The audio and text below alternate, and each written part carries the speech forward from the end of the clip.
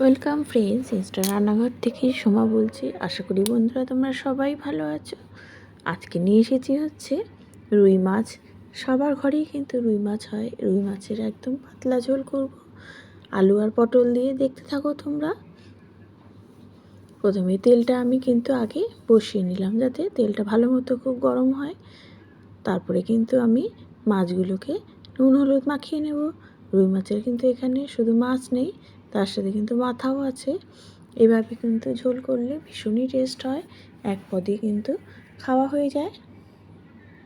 নুন হলুদটা খুব ভালো করে মাখিয়ে নিলাম।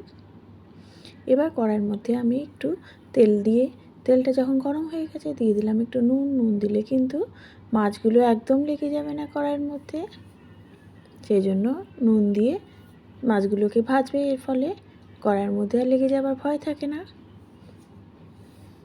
এক এক করে আমি সব কটা মাছই ভেজে নেব। বেশ কিছুক্ষণ ধরে ভাজবে, তাহলে মাছগুলো কিন্তু বেশ ভালো ভাজা হয়।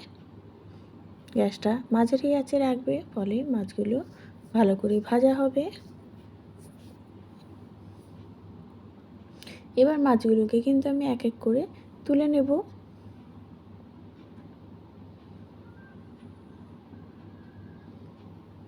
এপিট ওপিট করে আগে দেখে নেবে সব মাছ ভালো মতো ভাজা হয়েছে কিনা।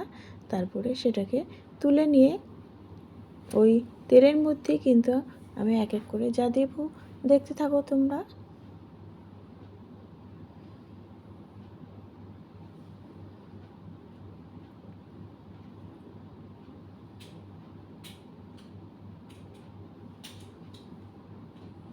দেখো চিপে চিপে কিন্তু ভালো করে ভেজে নিচ্ছি, যেহেতু তেল কম সেই জন্য কিন্তু মাছ খুব ভালো করে ভেজে নিচ্ছি।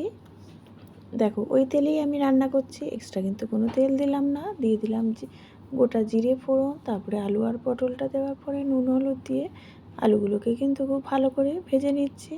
মাছগুলো দেখো কত সুন্দর করে ভাজা হয়েছে। এবার আলু আর পটলটা যখন হালকা করে ভাজা হয়ে যাবে, তখন কিন্তু আমি দিয়ে দিচ্ছি একটু নুন, একটু হলুদ,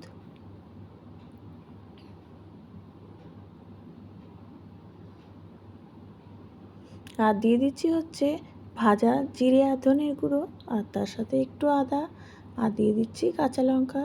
নুন হলুদ সব দিয়ে কিন্তু এবার মশলাটা কিছুক্ষণ নাড়াবো, বেশিক্ষণ নাড়াতে লাগবে না, কারণ এখানে ভাজা জিরের গুঁড়ো আছে। ফলে এটা কিন্তু বেশিক্ষণ কষানোরও দরকার নেই। তারপরে দিয়ে দেবো হচ্ছে একটু জল, আর এই পাতলা ঝোলে কিন্তু আদা গ্রেট করে দেবে, এতেই বেশি ভালো লাগে।